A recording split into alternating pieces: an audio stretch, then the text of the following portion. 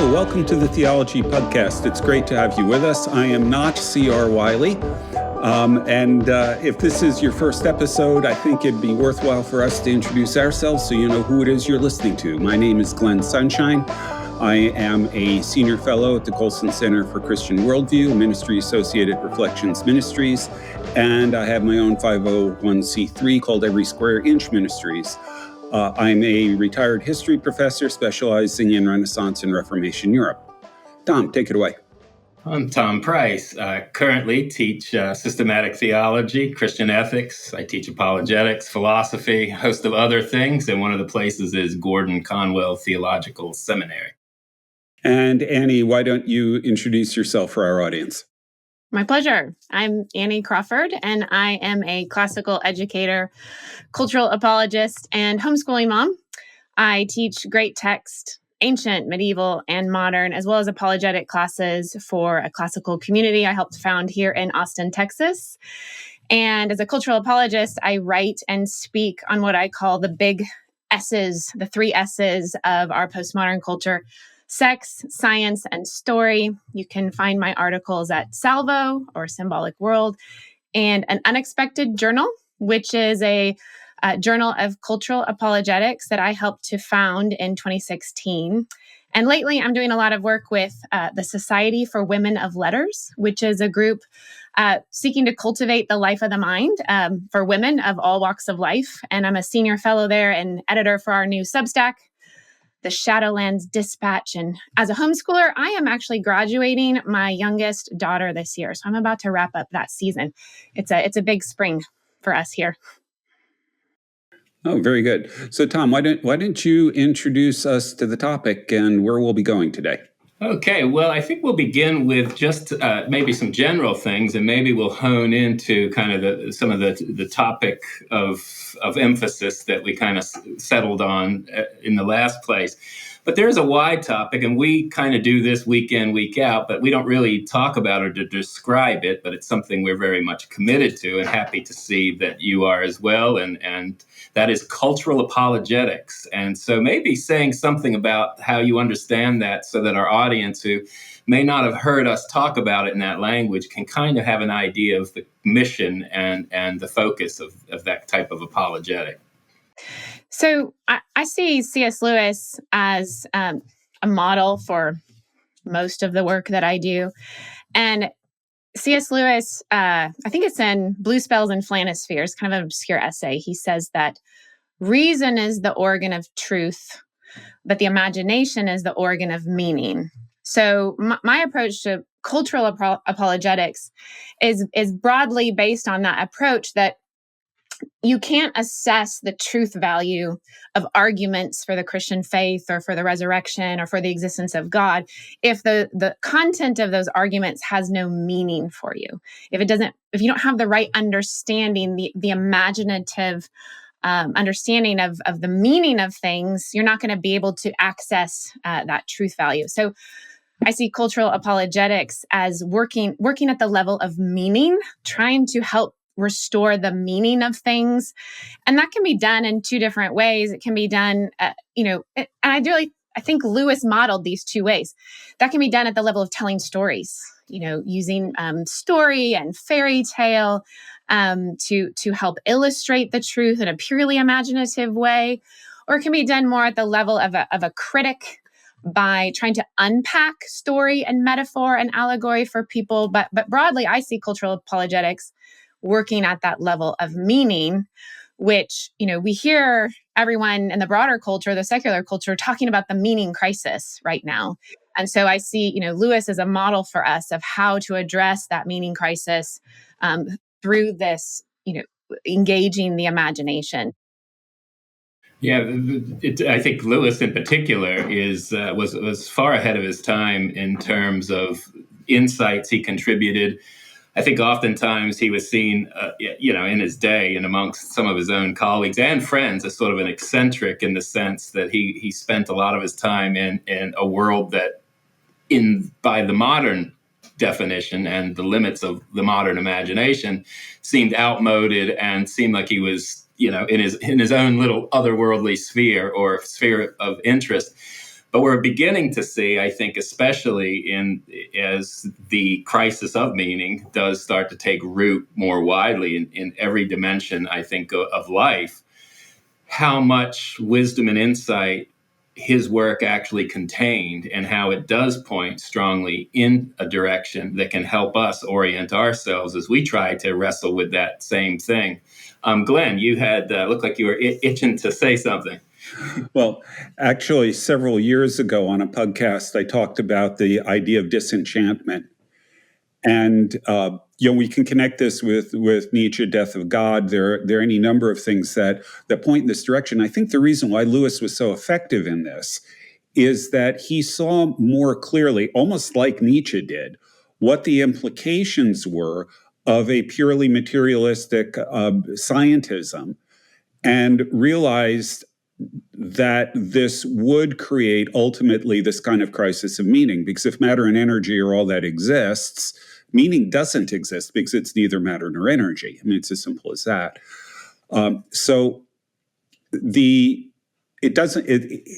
It isn't surprising, given Lewis's ability to look at the current trends and extrapolate where they're going, that he would be way ahead of the game on this particular point, along with a whole lot of others.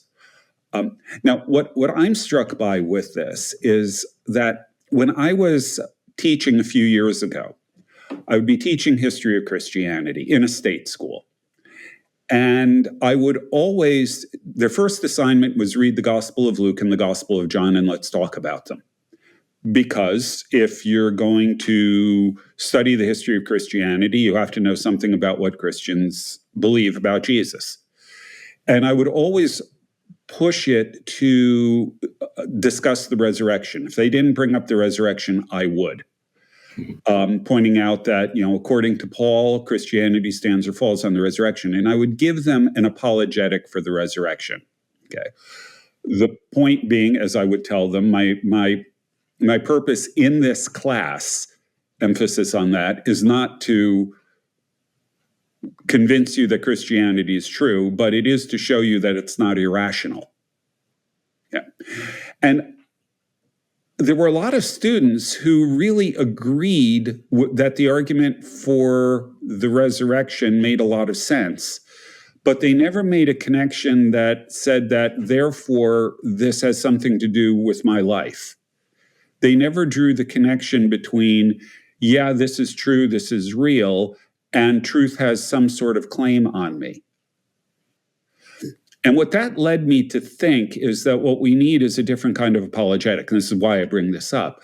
And I've been arguing for a while now, and I haven't really been able to develop this much, that we need an apologetic built around imagination and beauty, which is exactly the kind of thing that you, Holly Wordway, and others are doing. So I guess what I'm saying is, I really like what you're doing, and I want to learn more about it, because I think it's absolutely essential. Mm-hmm. Fantastic. Thanks. Yes. And we mentioned, okay, Lewis is so prescient and so effective, and why? And one thing I've been thinking about lately, I just did 6 weeks of Plato with my high schoolers, and I kept thinking about Lewis's statement. It's all in Plato. It's all in Plato. Bless me. What do they teach in school these days? And so why was Lewis so effective? I don't think it's because he is a great saint. There's been many devout Christians, pious Christians. I don't know that it's because he had the best theology. I really think that what made Lewis so effective for a moment right now is his philosophical depth, right? And not philosophical in the modern sense. Yeah. When we think of analytical parsing,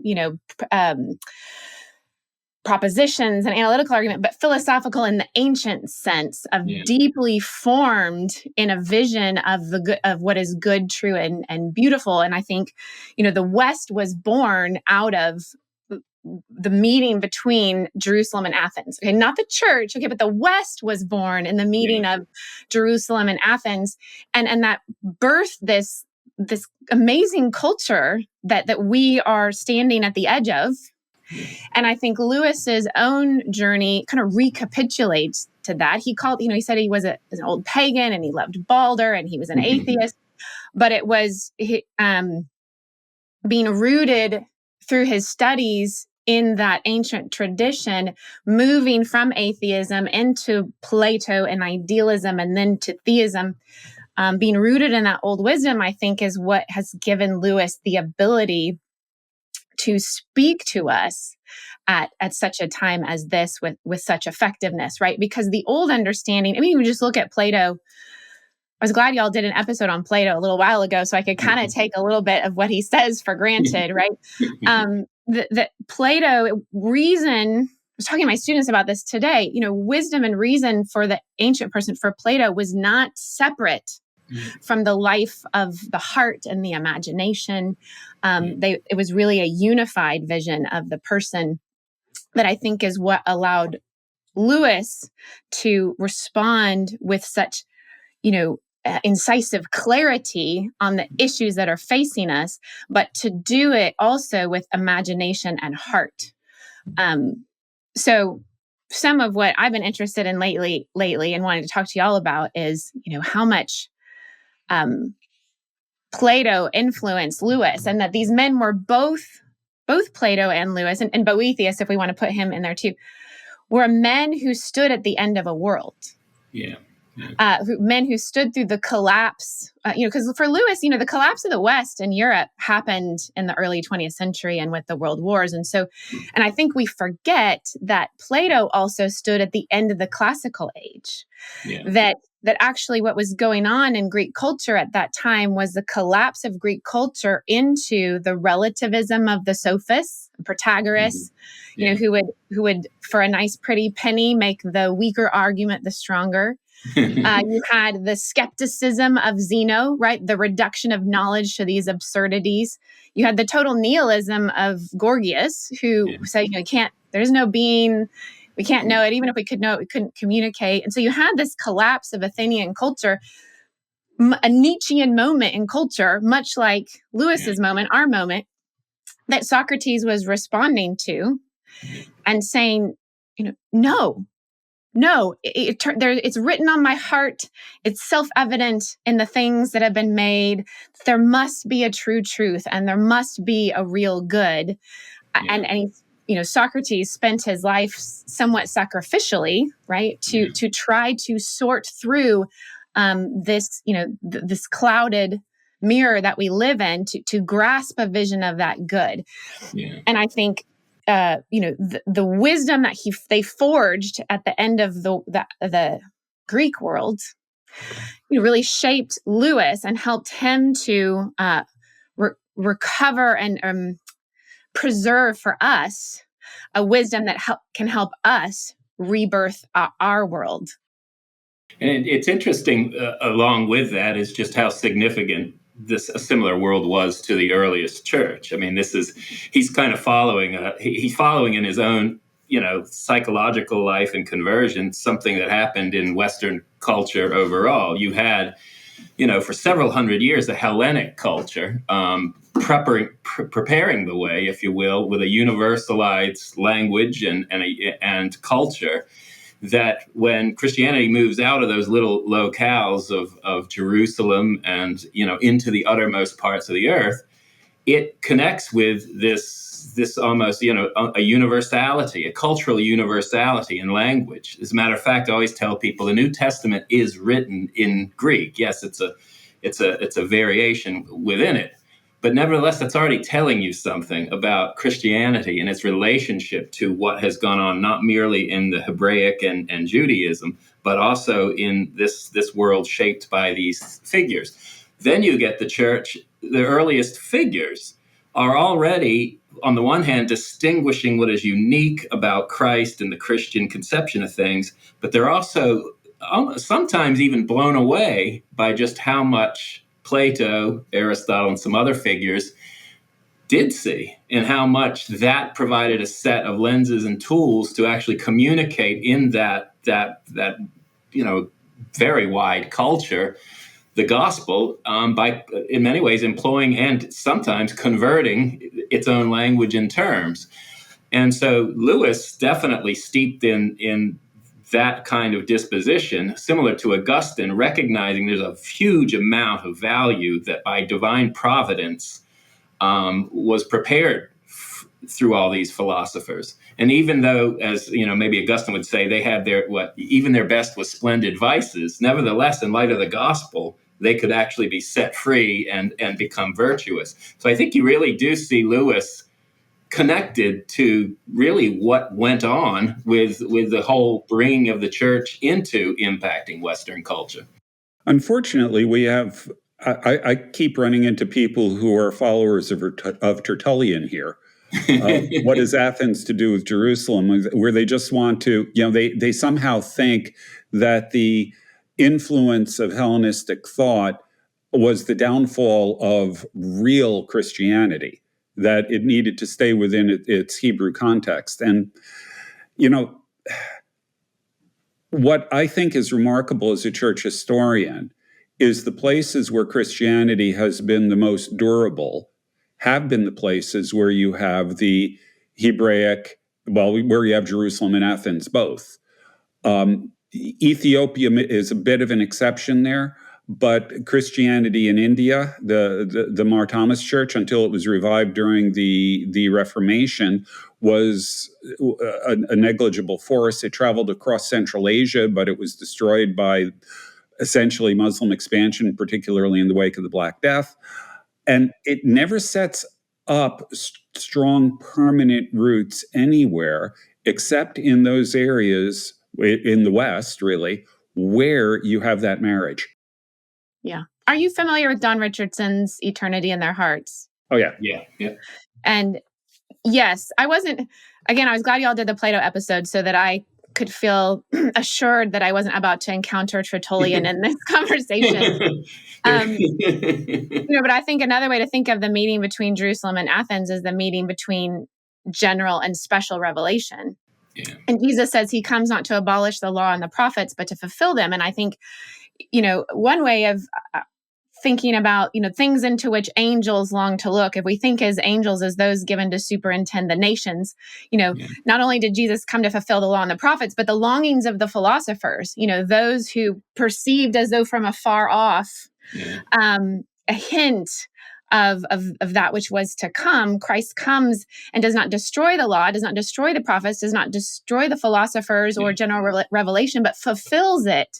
And you see in Socrates this longing to know the good, but he doesn't know the name, right? And I love Peter Kreeft's dialogue when Socrates meets Jesus, and that Socrates was longing for the good, and that's why Christ is called the desire of nations. Yeah. If the desire for that good was not in the nations, he could not come as the desire of nations and he who fulfills it. Yeah. But I think what helps, those who are sympathetic with Tertullian is Don Richardson's framework, where you have the Melchizedek factor, but you also have the Sodom factor, right? Yeah. And that each nation that comes out of the Noah, that comes out of Babel, has a memory of Eden, a memory, an inheritance of truth, and yet in this broken world it gets twisted. And so there's always in the culture, the Melchizedek factor, the remnant of truth, the general revelation, as well as the demonic factor, twisting and distorting. Yeah. And so when Athens meets Jerusalem, when special revelation meets general revelation, of course there has to be a proper sifting. Yeah. But there should, and I think to your point, as I understand from Don Richardson's, the missionary work that has had the deepest root and the most fruit is that which finds a Melchizedek factor to affirm, so that Christ can be received as the true longing of that culture, while, yes, doing the important work of correcting the distortions that came along from being a sinful people in a broken world. For example, with Plato and the Republic, the reincarnation, there's some errors. As much as Plato is able to see, there's some errors, and I make sure to walk through those, with my students carefully, while also affirming, the truth that was seen. Yeah. Yeah, I think that that's well put. I think that we've tried to do a number of shows on that kind of issue. Talking about the way in which we are called to bring all things into conformity to Christ. That means all things. That means all knowledge and all wisdom and all truth, wherever, whatever its starting point. It's all a creation that is in bondage, that is still yet longing for its liberation in the freedom of the children of God. I mean, that's what you have here. It's not the eradication of creation, it's the freeing of it. And creation's echo in all of these cultures, however distorted, longing to be freed in that truth and refract the truth that it has for the world, like all creatures. And I really think that there is a lot there. And I think, back to Lewis, I think Lewis captures this in so many ways. And he doesn't stumble over that. He understands that connection. I think even very early on, because it's a part of his story and his own conversion. I mean, reading George MacDonald and other figures early on, and how that, similar to Augustine discovering the Neoplatonists, brought them out of a kind of materialism or a kind of a very limited picture of reality. And I think on this point, I think connected to cultural apologetics, a lot of what I've done and tried to retrieve from my own end has been similar to what Lewis, I think, is doing on a wider scale, is that's recovering classic understanding of creation through using the riches of the classical world's understanding of ontology and metaphysics. I mean, I think especially his work with, in the medieval material especially, this is, I think, one of the areas that's hardest to get a hold of in a time that is, one, anti-theological, but also, has an allergy to metaphysics, and when it does want to talk about it, reads it through Heidegger and ontotheology rather than what Lewis was up to. And so maybe just the notion for our audience of how much you see that as kind of central to the recovery of imagination and reason is that bigger metaphysical picture that Lewis is trying to, is working with. Mm-hmm. Yes. Y'all are making me think of a couple things that when you said the New Testament was in Greek, and Greek creates kind of a universal language, that is, I think, what Lewis is doing with his metaphysical or philosophical competency. Because if you have a clear picture of the pattern of the world, right?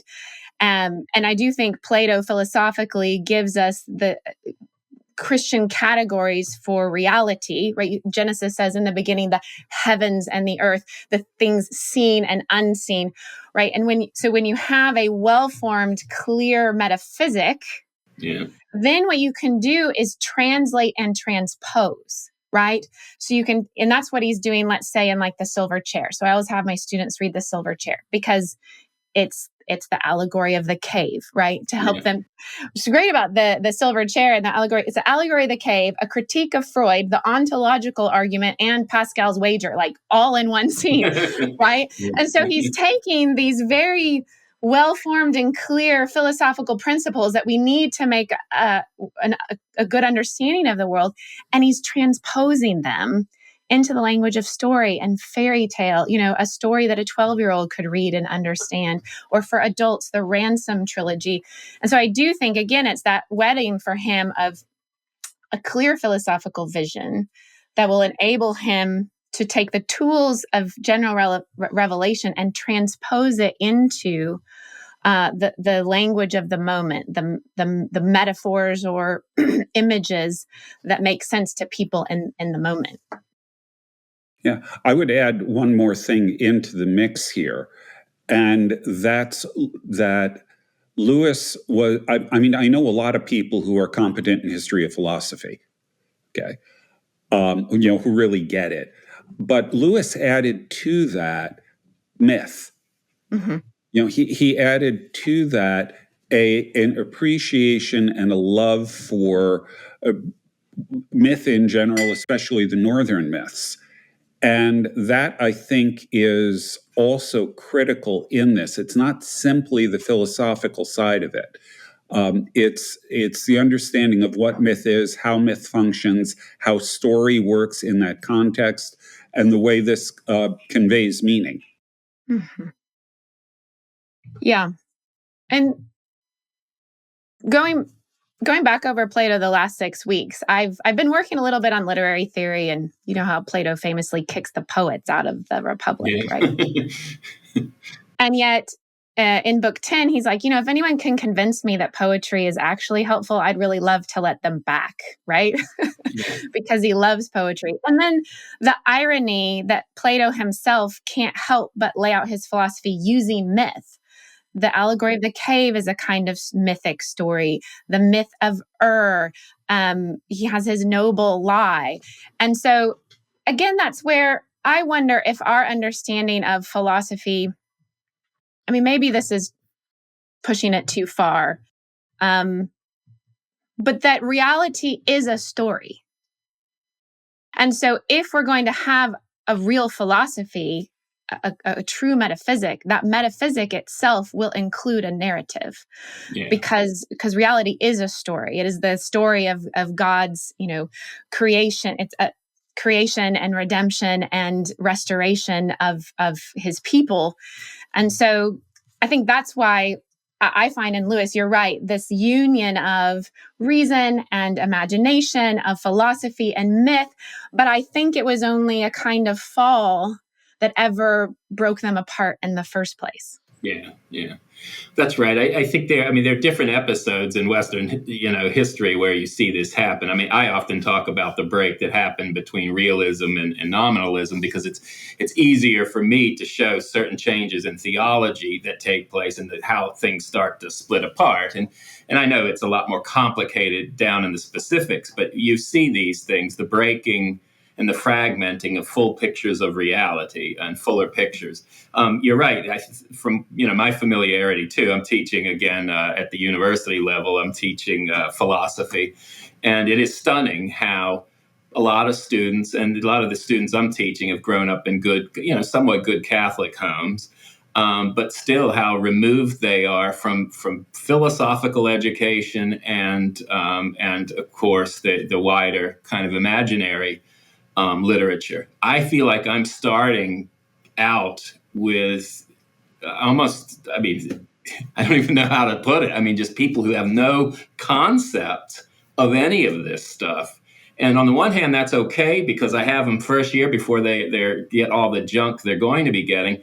But by the questions I'm asking, I'm noticing they're already filled with that junk. I'll give you an example, because this is related to especially your emphasis in retrieving this and in education, is a lot of these students, I start to unpack, just the basics of reasoning, the basic laws of critical thinking.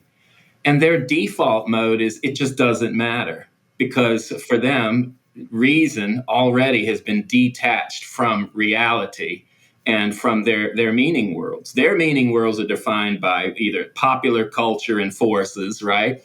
Or what they think they've established for themselves from their own perspective, this hyper-subjectivism. And this is one of the things that the classic Christianity and these classic sources, and Lewis in particular, puts his material is one of the best buffers against that kind of fragmentation.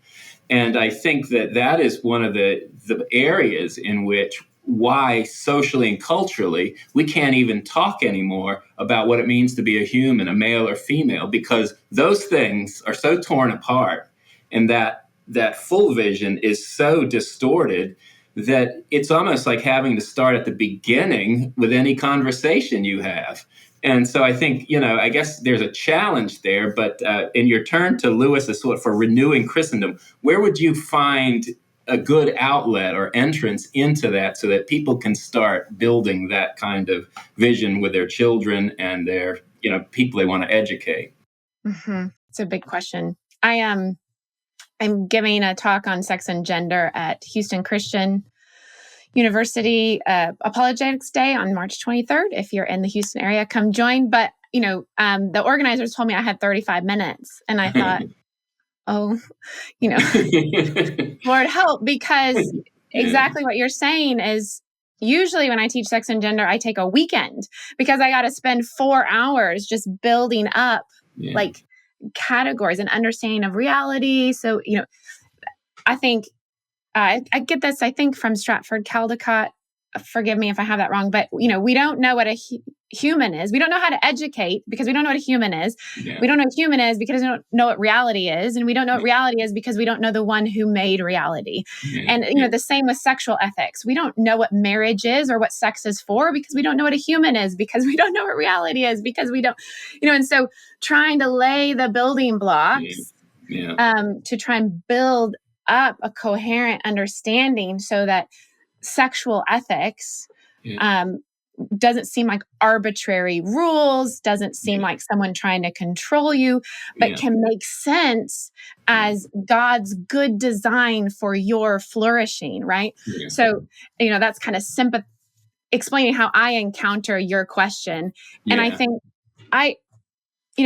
for me personally, for some reason, it was self-evident 30 years ago that we were at the end of a world. It might be coming from a broken home, divorced family. I grew up in Oregon, which is kind of left coast. Very much the sense I had that I was living at the end of a world. And so when my husband and I, when we got married, what brought us together was very much the mission that brought us together was, well, we summarize it in that great line by Gandalf, right? So he's in they're deep in Moria and they're standing on the edge of a chasm, and he's standing there as the Balrog rises, and the Balrog is wanting to tear down the whole fellowship and ruin the only hope for, the future of Middle Earth. And he stands there, "You shall not pass." And so, when we got married, that was just the vision that brought us together. That's our motto. So I have a sword on my wall, that this generation, our call is to renounce the demons that have torn down our families and torn down our world, to stand between them and our children so that we can reject the cursed inheritance and begin to rebuild anew. Yeah. And, when we got married and I immediately had a couple little babies running around, it was clear to me that I had to homeschool them. And that the Plato in his Republic, he thinks Athens is falling apart. I live at the end of the world. What is the just city? How do I rebuild a good city? And when he thinks about how to rebuild out of the ruins, he starts with education. Yeah. Right? That you have to rebuild. You rebuild the just city by rebuilding just men. And that begins at the beginning. And so, this is one reason why I haven't pursued higher level academic work, is because I've really had a heart for helping homeschoolers be able to do a good job and to give their students to redeem two educations at once, right? Yeah. As we educate our children, we can re-educate ourselves. And I really do feel that the classical homeschooling movement is the most important way we are beginning to rebuild from the bottom up. And, that doesn't mean that there's grace. There's God's miraculous grace for all people at all places and all circumstances. But if we're going to strategize, I think the wisest thing to do is for Christians to take the responsibility of educating their children, in the nurture and the admonition of the Lord, and forming their souls, not to make money or not to be popular, but forming their souls, preparing them for the beatific vision, right? Yeah. To love and receive that which is good and true and beautiful. That is our human inheritance, that it's our job to try and give our children the best we can. So, and in that work, I look to Lewis. I think he's so effective because he had such an amazing education. And so people ask, where's the next Lewis? Where's the next Tolkien? Well, I think they'll come out of a renewal of education and wisdom. Yeah, I think that, you hit really on something we've been about a lot on the show, is the significance of homeschooling with this kind of thick classical education wedded to the larger Christian, vision. And read through it that way. And it's interesting when you do look at Lewis. This is was preparatory, for him in his life, whether it's his own library growing up at the, his house, and just because he loved reading those stories, but also the way he loved that material, studying old words and reading old books. I mean, that was his thing. But who knew that he was actually mining a field of wisdom that was going to become such a service to a lot of Christians down the road? And I also think he's one of the first vehicles that also kind of, what we call kind of a forerunner of the podcast and the Pugcast. I mean, he took to, during the Second World War, if I remember right, he took to the radio and did bring into the imaginations of a society in suffering a lot of these ideas, which is you don't typically see, first of all, a Don doing in the UK in those days. I mean, I know Bertrand Russell, I think, liked the the camera in his face whenever he could get it, or the microphone. But I mean, this was a different approach, and so he knew that it can't just stay in the corridors of the Oxford dining hall. That it was something that was for a much wider, and then he writes children's stories. I mean, yeah, people can say all the adults are, largely the ones getting all the stuff, but no, the imagination is being penetrated in most fundamental ways. And I think of it often as, I mean, part of our civilizational tasks as human creatures is to educate and form our children to be good citizens and pursue the good. Coupled with the higher calling of making disciples and pursuing that in a distinctly Christian way. And I think of the kind of way that right now people are reaching and scrambling for resources because they're not going to get it out of public education. Some are aware of the homeschool. I think more people are increasingly becoming aware of it. But a lot of people don't know what to do. They really don't know how to get into it. I mean, I deal with a lot of the abstract metaphysical stuff in my academic work, but this is hard for academics. It's really difficult to get down to the level of everyone who really could benefit from it. So I think you hit something right. Lewis is one of these fascinating figures that is able to do both. And I think every time I read Lewis, I'm profounded as I grow in learning how much he was saying that I was missing. And yet he could still communicate it to someone like, my son when he was 5, 6, or even younger with some of those stories. Well, that's the mark of a good teacher. And I think Lewis even says that, I think maybe in I don't remember where, but the mark of a real understanding is the ability to translate it into the simplest vernacular, right? Because I think it's like, I feel as I do about the gospel, also about philosophy, let's say. And the gospel theology can be very complicated. Yeah.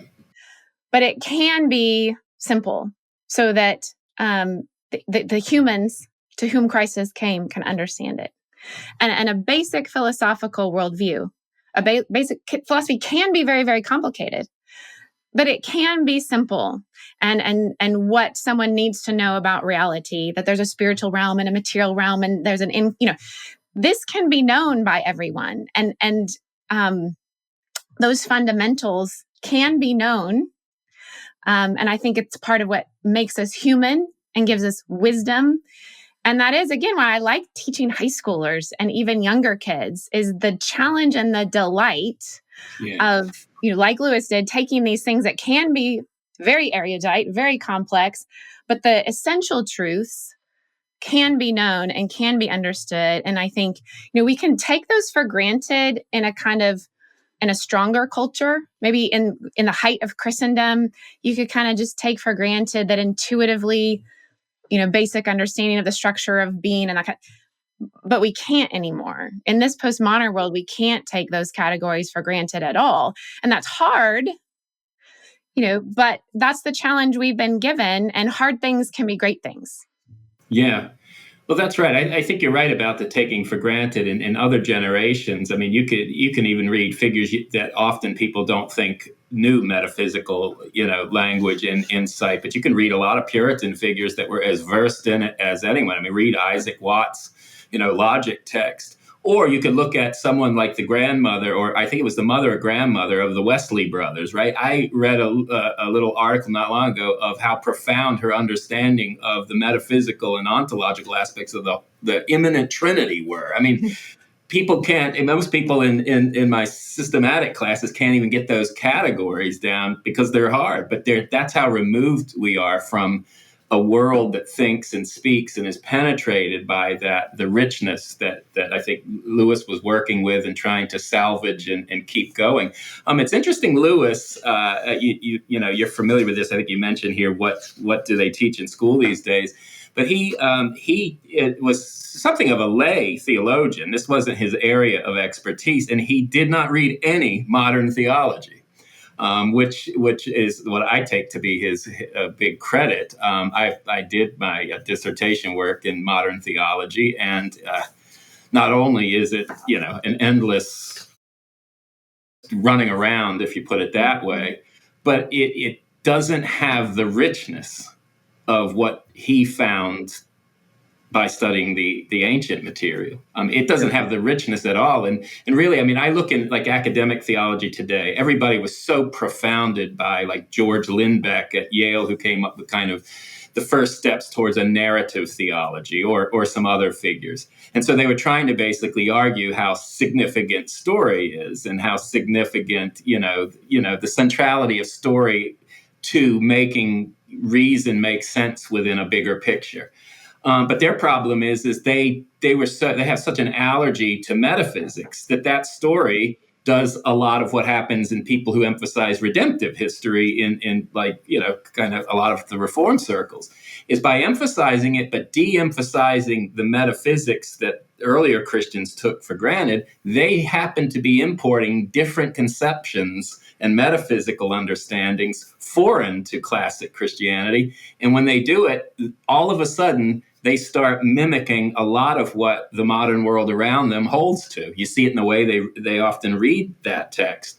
I think a good place of seeing it is kind of a lot of the contemporary centered churches, because I've been in and out of a lot of different church contexts, and I noticed this trend of language of, we're here at church to find our own voice, right?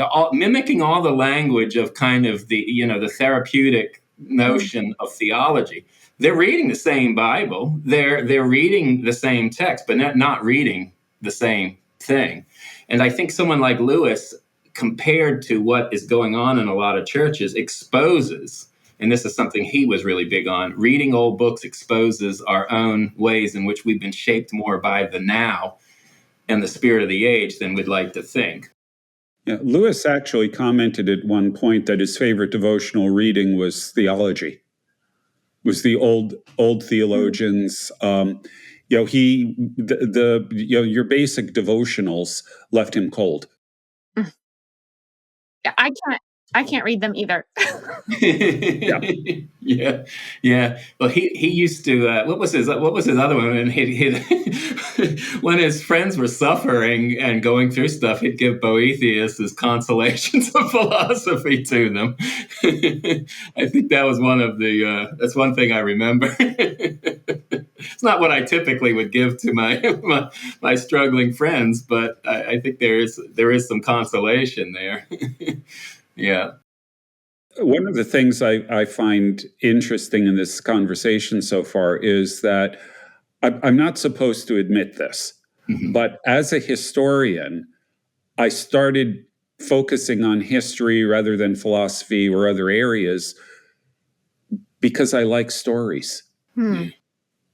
And when I taught, I always sort of instinctively taught using stories.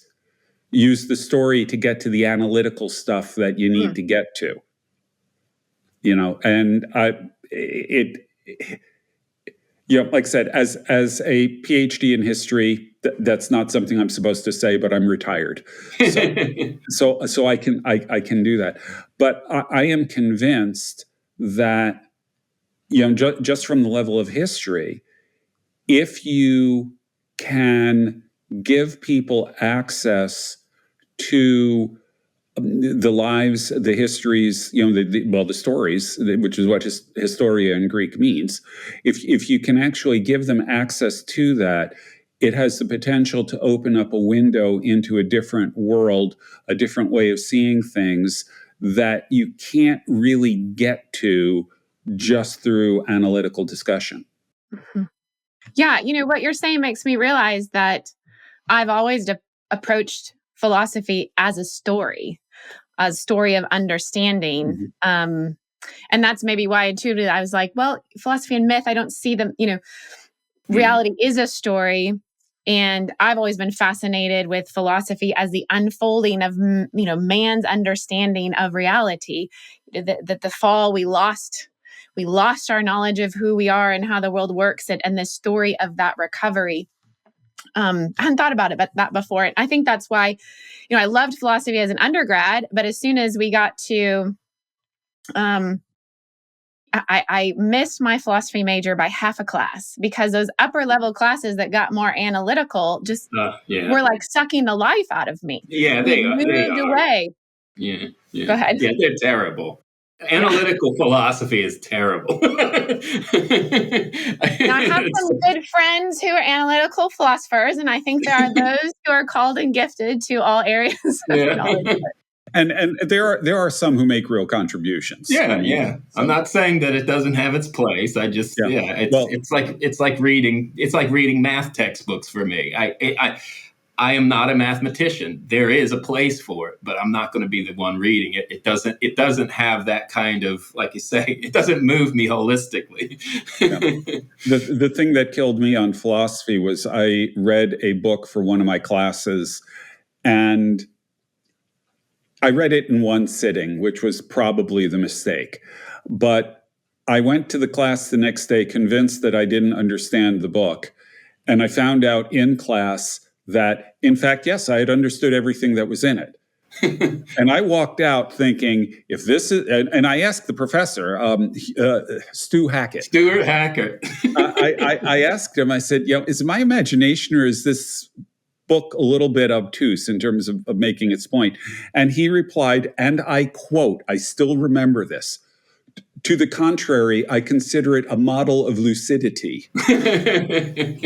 And my reaction was, okay, it takes real talent to write a book that communicates everything in it effectively, except for the fact that you actually understand it.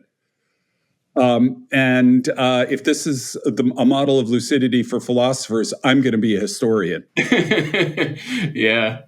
Yeah, well, Stuart Hackett, to his credit, wrote a fine ethics text. It's not easy.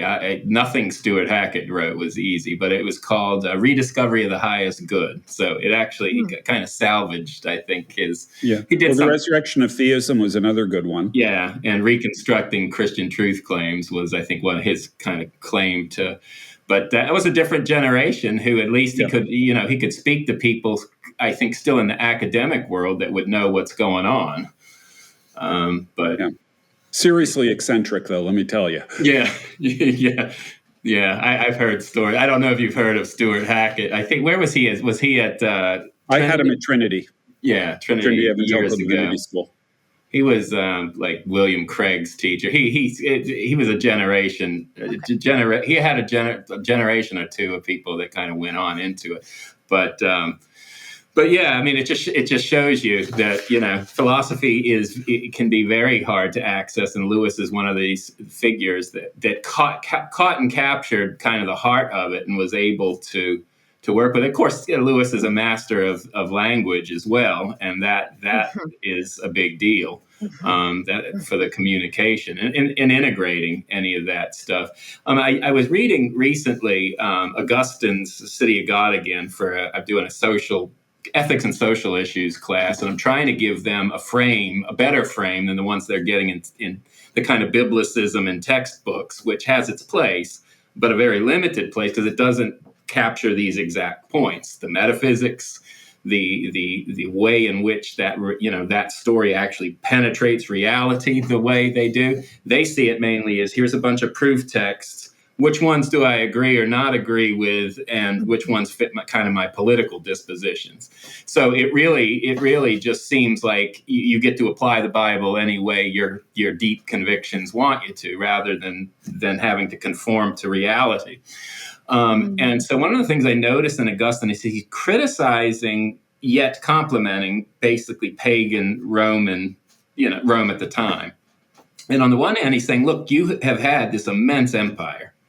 you have obviously developed things like strength and the capacity to develop a civilization that is in many ways glorious and to some extent. But again, those things that are your strength are also the things you're enslaved to, and also you're going to be your undoing. And one of his criticisms was their education. And he said, what you promote in some of your better moments, certain kinds of self-discipline, pursuing kind of higher goods, higher common goods, is undermined by, he basically said, the demonic religion that you're tied to, the religion that allows you to have libido dominandi, right? The lust to dominate that enslaves us, or the sensuality that governs your shows. But then he points to the fact that Christian churches, and he can point to something at the time, have something remarkable about them because they have developed themselves into cathedrals of education and learning. And that kind of took me back, because you'll think of it maybe for, Bible class, theology class, some kind of something to help, but to see them as formative holistically. He was talking about moral and virtue formation in that context.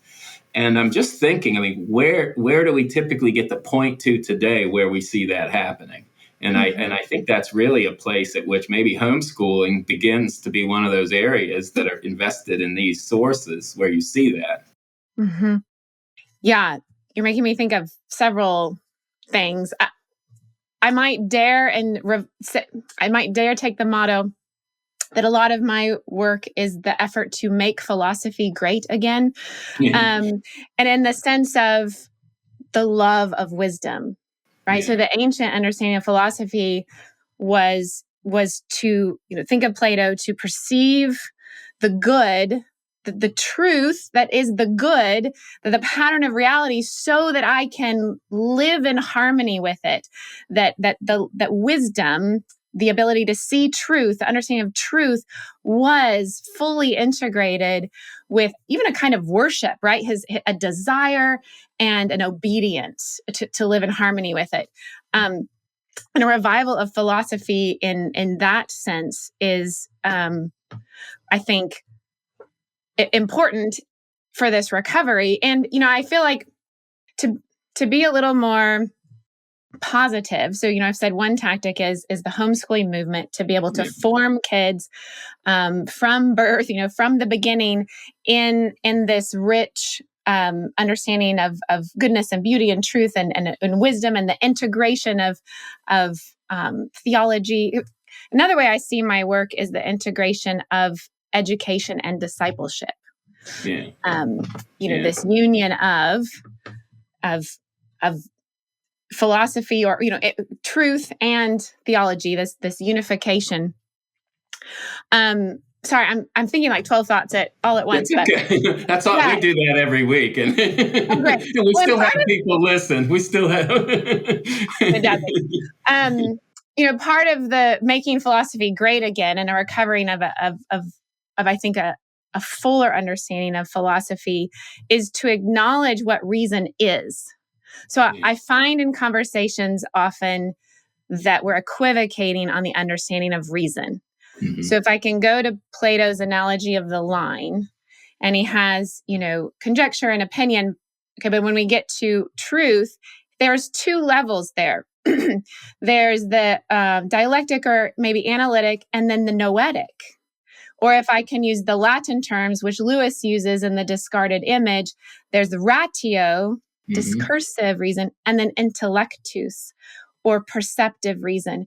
And in our modern world, we have, I think, largely ignored or misunderstood. We focused on analytical, discursive, dialectical reason. And then that's why, Tom, you're saying your students feel like really Plato didn't let you study philosophy till you're 50, because he didn't want people to do this, to use logic and reason and ratio as a weapon to cut away the things they don't like, and to, and that what is the higher source of knowledge is a noetic knowledge, intellectus, a direct perception of what is good and true, which Christians understand to be a gift of the Holy Spirit, from Christ, who is the light of the world, who illuminates all minds and hearts. And so I think for Christians, recovering a proper understanding of philosophy is understanding a proper understanding of the noetic, right? And that, as Plato emphasizes and Lewis emphasizes, there is you cannot understand truth without virtue. That noetic perception of the truth is something that comes through holiness, right? Which is what Paul says, is that it's spiritually discerned, that a bad person, Plato talks about, can't see the truth. Because to see the truth will be to love it and bring your soul into conformity with it. So I think part of this recovery that we're that I think applies somewhat to the higher university level of helping students again understand the difference between a better understanding of reason itself. This I think ties in, where we lost it ties in with a whole bunch of different things. But one of them, again, is materialism, scientism that basically says ratio is the only thing that qualifies as knowledge. And intellectus is what Schaeffer called in the upper story. It's not real. It's not objective. It doesn't have any factual basis. It's not true knowledge. And I think that all of this has led to a thorough disintegration of identity, of culture, of pretty much everything. And which is, I've been thinking this for a while now, and I've been rather intrigued because you keep talking about integrate this, integrate this, integrate this. That's exactly the project that we need to be doing now, is trying to help people to reintegrate their minds, their hearts, their lives, their way of seeing the world, the recognition that matter and energy aren't the only things out there. All of these kinds of things. It seems to me that's the essential thing that needs to be done now. And in some ways, the culture is certainly militating against this directly, but it may be helping us in certain respects, in that the postmodern world has really pretty clearly demonstrated the limits of modernity and ratio. It also has opened up to a lot of my undergrads the idea that there's an invisible world out there that's just as real as the visible. So there may be things that postmodernism has given us inadvertently that we can use to help in this process of reintegrating. Yes. Yeah, I think I know we're as Chris would say, we're about to bring this in for a landing, but it has been a very fascinating topic, and maybe it'd be good at some point to have you back on to talk more about the sacramental dimensions, because I know that is tied with this. And I think just on a kind of ending thought from my end is that I think that emphasis on discipleship is right where this kind of points for Christians, because especially with the work the early church did, it was Christology and the doctrine of the incarnation that tied all this together. It took the rich insights of that vibrant Platonic vision. It purged it of those elements, or it was a work of purging. It took time, and continuously we're on guard, but it purges those elements out that were weren't the full truth, and it does integrate them into this rich, vibrant understanding of reality and the way in which our Constitution is oriented to reality as creatures, even in that fallen and brokenness, that you have this complicatedness, because on the one hand, our hearts only rest when they rest in Him, but on the others, we're looking around the visible for what only the invisible can give us. And Christ bringing the invisible and the most intimate connection to the visible afresh and redemptively becomes the avenue in. There was actually a great source, Anna Williams wrote, I think it was Anna Williams from Cambridge, if I remember. It was called The Divine Intellect. And it looks at the transformation from the Platonic kind of pagan world to all the way up through Augustine and further, the conversion of all these categories and the way they become placed within a robust Orthodox Christian understanding of Christology. But anyway, that was a long exit point. But my thing is, thank you so much for coming. Any last thing, Glenn? I'll start with you and let you have the final word there, Annie. Yeah, one of the things I'm kind of intrigued by from what you said is this being sort of the end of the Western world. I think a lot of us have been suspecting that, but it was a little bit startling when you came flat out and said it. And so that's an issue that I think is also worth exploring at some point, but it's obviously we are now slightly over an hour, and we're supposed to be stopping, so we can't do that now. But that's another area I would like to explore at some point, because I think for many Christians, especially in America, the idea that the Western world could very well be on its last legs now, I think is a profoundly disturbing idea, because they've identified Christianity with the West. And I think that there's a fundamental category error there. So that's something I think that would be worth exploring further at a later date. Well, that ties in with the last thought that I had, that part of, again, Lewis's effectiveness is he had a clear, well-formed picture of reality. And as we said, part of reality is a story. And there is a pattern to the way that stories lay themselves out, right? And so that's why if we can see that pattern, and we've seen it repeat again and again and again as cultures rise and fall, then we can, see the pattern playing out in our own world and act with wisdom. And my encouragement for Christians is, I repeatedly see the church about 2-3 decades behind in their response to things, right? And so my encouragement is, take courage, dear heart, and accept the time it is. Yeah. And then respond with the hope that we have in Christ, so that we can respond effectively. Hopefully we could get back together and talk about, I do think it's the end of the world. And as you point out, I do think that gives us some opportunities. Actually, we can see it as an opportunity, and we have been given models.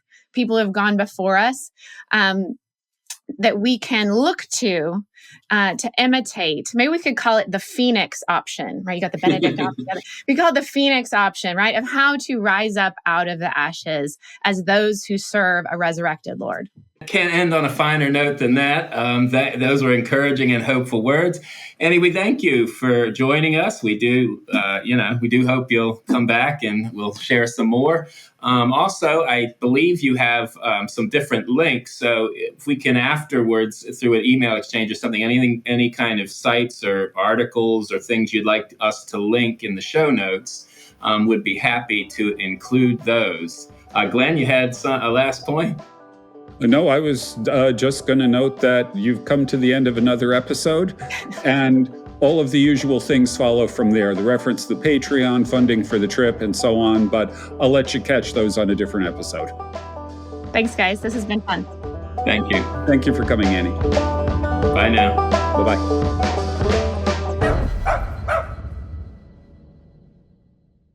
The Theology Pugcast is a ministry of Trinity Reformed Church in Huntsville, Alabama. To learn more about the church, you can visit trinityreformedkirk.com. trinityreformedkirk.com.